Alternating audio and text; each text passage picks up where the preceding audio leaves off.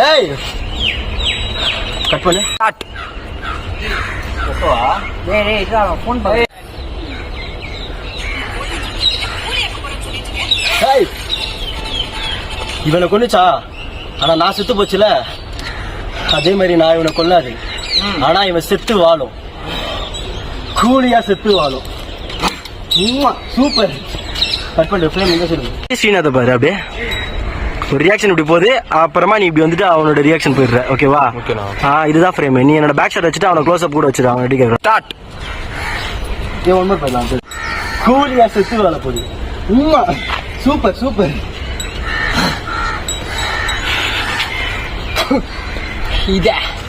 இது சார் என் சவாலு. நீ முஞ்சா தட்டு போடுறா சிகாவு. என்னடா கூலியா